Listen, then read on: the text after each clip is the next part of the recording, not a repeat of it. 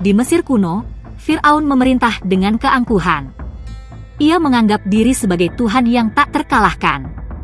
Bani Israel, keturunan Nabi Yakub, hidup sebagai budak yang tertindas. Suatu hari, mimpi buruk Fir'aun tentang seorang bayi laki-laki yang akan meruntuhkan kekuasaannya membuatnya mengeluarkan dekret mengerikan, semua bayi laki-laki Bani Israel harus dibunuh. Di tengah teror itu, seorang ibu dari Bani Israel melahirkan bayi laki-laki. Hatinya hancur, tetapi Allah memberinya kekuatan. Dalam keputusasaan, ia mendapat ilham untuk menghanyutkan bayi itu di Sungai Nil. Dengan hati berdebar, ia meletakkan Musa kecil dalam keranjang anyaman dan mengirimnya mengikuti aliran sungai. Keranjang itu terhanyut hingga sampai di taman istana Fir'aun. Asyah, sang permaisuri, menemukannya. Begitu melihat bayi itu, hatinya dipenuhi kasih sayang.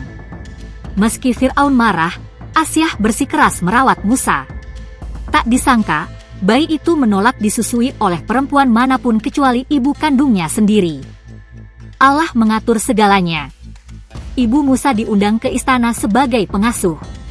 Dengan diam-diam, ia menyusui dan mengajarkan nilai iman kepada Musa. Meski hidup di istana, Musa kecil tumbuh dengan benih kebenaran dalam hatinya. Musa dibesarkan sebagai pangeran, mengenakan pakaian mewah dan menikmati pendidikan terbaik. Namun, ia sering melihat Bani Israel disiksa. Jiwanya resah. Bagaimana mungkin ia hidup nyaman sementara saudara-saudaranya menderita? Suatu hari, Musa bertanya kepada sang ibu tentang asal-usulnya. Dengan air mata, sang ibu mengisahkan kebenaran. Sejak saat itu, Musa menyadari ia adalah bagian dari Bani Israel yang tertindas. Di usia remaja, Musa menyaksikan seorang tentara Mesir memukuli budak Bani Israel.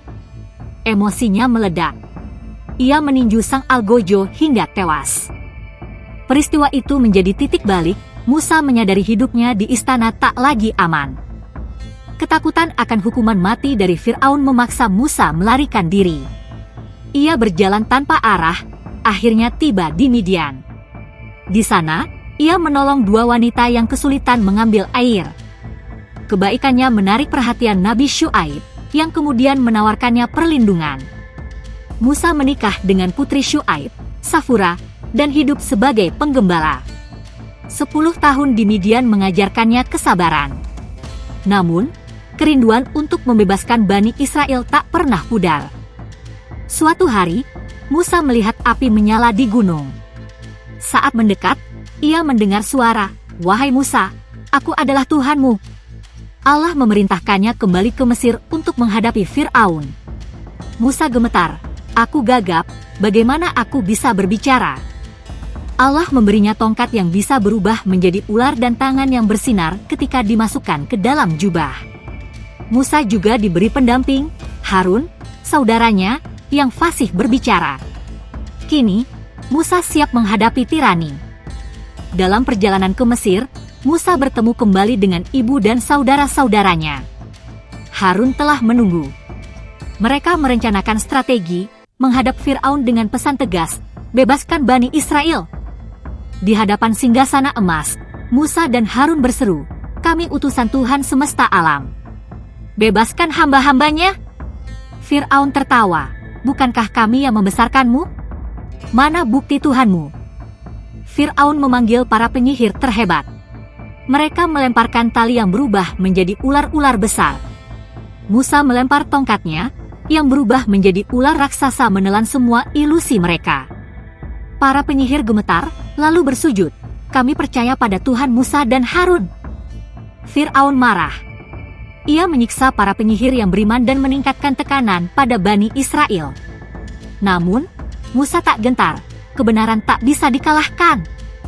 Allah menurunkan azab, sungai Nil menjadi darah, wabah katak, kutu, lalat, kematian ternak, bisul, hujan es, belalang, dan kegelapan.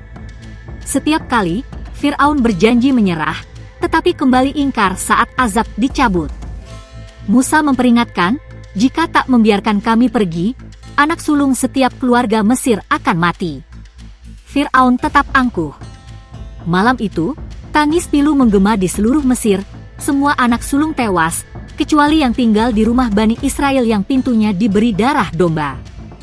Karena trauma, Fir'aun akhirnya mengizinkan Bani Israel pergi. Dengan tergesa, mereka berkemas. Namun, Fir'aun segera menyesal. Kita tak bisa kehilangan budak-budak itu, serunya pada pasukan. Dengan 600 kereta perang, Fir'aun dan tentaranya mengejar Bani Israel yang terpojok di tepi laut. Musa menenangkan kaumnya. Allah bersama kita. Atas perintah Allah, ia memukul laut dengan tongkat. Laut terbelah, membentuk jalan kering. Dengan iman, Bani Israel berjalan di antara dinding air. Saat Fir'aun dan pasukannya mencoba menyusul, laut kembali menyatu. Fir'aun berteriak, "Aku percaya pada Tuhan Musa." Namun, sudah terlambat. Gelombang menenggelamkannya untuk selamanya. Di seberang laut, Bani Israel menari dan menyanyikan pujian. Musa bersujud syukur. Inilah bukti kasih Allah pada hambanya yang sabar. Perjalanan ke tanah terjanji tak mudah. Di padang pasir, Bani Israel mengeluh, "Kami haus." Musa memukul batu dengan tongkat, memancarlah 12 mata air untuk setiap suku. Mereka juga lapar. Allah mengirim mana, roti lembut, dan salwa, daging burung puyuh, setiap pagi. Tapi, Bani Israel masih menggerutu, "Kami bosan dengan makanan ini." Saat Musa naik ke Gunung Tur selama 40 hari, Bani Israel membuat patung sapi emas untuk disembah. Harun berusaha menghentikan, tetapi mereka mengancamnya. Musa pulang dengan marah, menghancurkan patung itu. Musa memohon ampunan untuk kaumnya. Allah mengampuni, tetapi mereka harus mengembara 40 tahun di padang pasir sebagai hukuman karena ketidaktaatan. Bani Israel diserang bangsa Amalek. Musa memerintahkan Yusha bin Nun memimpin perang. Saat Musa mengangkat tangan berdoa, mereka menang, saat lengah, kalah. Harun dan Hur menopang tangannya hingga kemenangan diraih. Di Gunung Tur, Musa berpuasa 40 hari. Allah memberinya lauh, lempengan, berisi 10 perintah, larangan menyembah selain Allah, membunuh, berzina, mencuri, dan perintah menghormati orang tua serta menjaga keadilan. Turun dari gunung, Musa marah melihat Bani Israel masih keras kepala. Ia melemparkan lauh yang pecah. Atas permohonannya, Allah mengampuni dan memberinya lauh baru. Karun, sepupu Musa, kaya raya tetapi sombong. Ia menolak berbagi pada kaumnya. Allah membenamkan Karun beserta hartanya ke dalam bumi. Harta adalah ujian, nasihat Musa.